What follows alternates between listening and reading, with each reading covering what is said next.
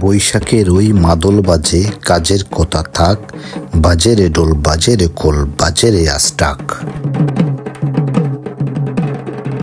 ডোলের যে মোহন সুর সেটি বিশ্বখ্যাত করেছেন একজন বিনয়বাসী জলদাস।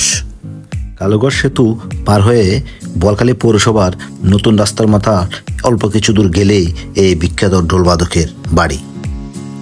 বাড়ির উঠোনেই চোখে পড়ে কয়েকটি ব্যানার এবং 21 পদক জয়ী বিনয়বাসীর ভাস্কর্য। বাড়ির উঠোনেই কথা হয় ঢোলের জাদুঘর বিনয়বাসী জলদাসের ছেলে বাবুল জলদাসের সাথে। আপনার একজন মহাদেশের বিখ্যাত ঢোলবাদক ছিল, আপনার কি স্মৃতি মনে আছে দেখে বলুন একটু আপনার বাবাকে নিয়ে। আমার বাবাকে নিয়ে আমার ছোটবেলায় থেকে আমার বাবা আমাকে হাত ধরে আমাকে এই ঢোল বাজনা শিখে। তারপর আমি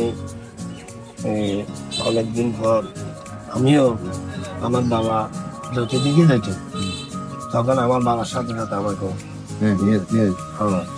এবং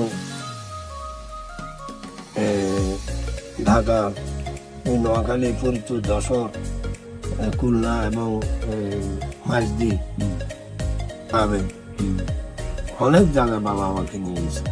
বাবার সাথে দেশের বাইরে গেছি, প্রথম গেছি লন্ডনে, তারপর গেছি জার্মানিতে, তারপর গেছি আমেরিকা হাওয়াই, তারপর গেছি দক্ষিণ কোরিয়া। আপনার বাবার সাথে গেছেন এরকম কোনো প্রোগ্রামের স্মৃতি মনে আছে? নুরাম্মদ সরকার এক পক্ষে আর একবার সরকার এক পক্ষে। আমার বাবা এক পক্ষে বাজাইছে, আমি এক পক্ষে বাজাইছি। আচ্ছা, ওদের দুইজন খুব আনন্দের ছিল। বাবার পদাঙ্ক অনুসরণ করে দোলের তালে বাবুল জলদাসও এখন দেশ বিদেশ মাতাচ্ছেন। শুধু ডোল নয়, সানাই বাদনেও পারদর্শী বাবুল জলদাস।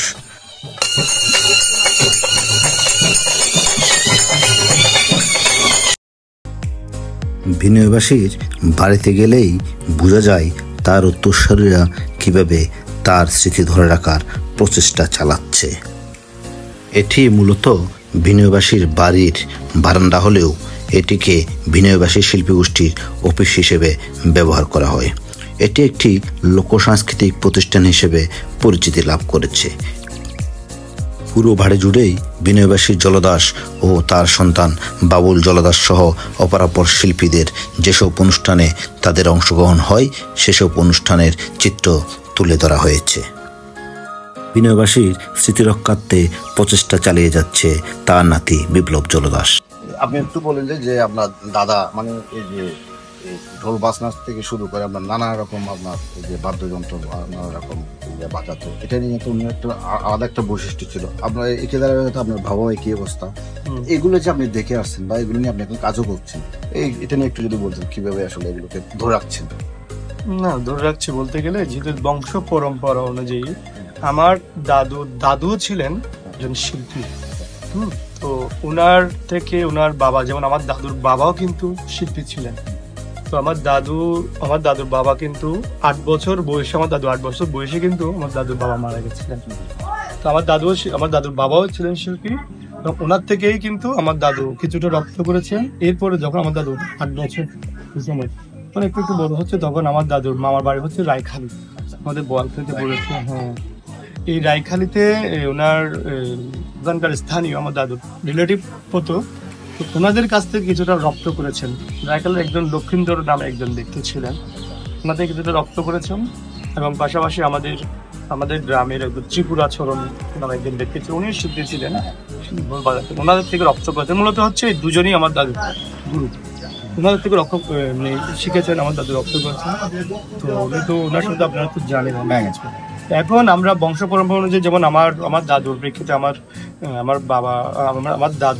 দাদুর কিন্তু 6 ছেলে 3 মেয়ে, তার মধ্যে কিন্তু 2টা ছেলে সংস্কৃতি সম্পৃক্ত ছিল।